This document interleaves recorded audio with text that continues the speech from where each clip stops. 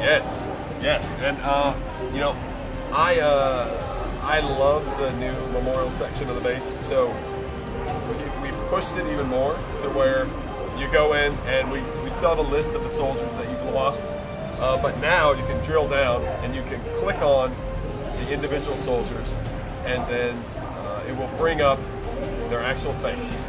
We actually have pictures of the soldiers you lost, and then it tells you a little bit of information about them, and you can enter a little epitaph for each of your soldiers that you've lost. Yeah, so it's like a little extra feature to kind of like turn the screw, I guess. But it's neat because you go back to the memorial and you see the actual like headshots of the soldiers, so it's really cool.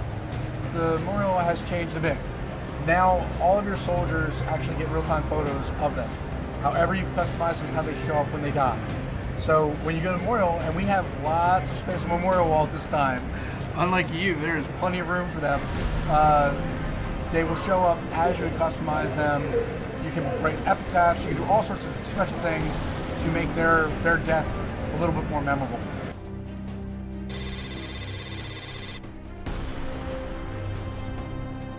A good question. And the assumption is not that the player lost the first game.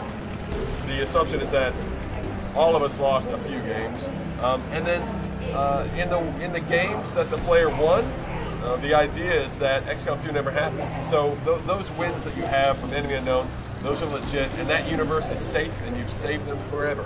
But XCOM 2 gives you an opportunity to go back to the worlds that you didn't save, and that's how we sort of view XCOM 2. I mean, we wanted to make another story of struggle, you know, and if we had just gone from XCOM has conquered the aliens, sure, you could start out with XCOM in super powerful armor, with plasma weapons, but that's not really what XCOM's about. It's about human struggle and coming from conventional means and rising up against a superior superior force.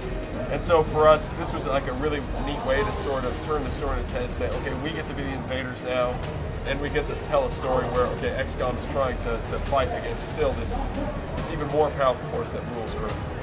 So the motivation for changing the canon of the game to something where you had lost was something that we came to quickly after EU, where everybody that we had seen seemed to have lost the game at least one time, in some cases multiple times, and it was just a really natural way for us to pick up where everybody had a common experience and kind of carry that through to a new experience for everybody to share.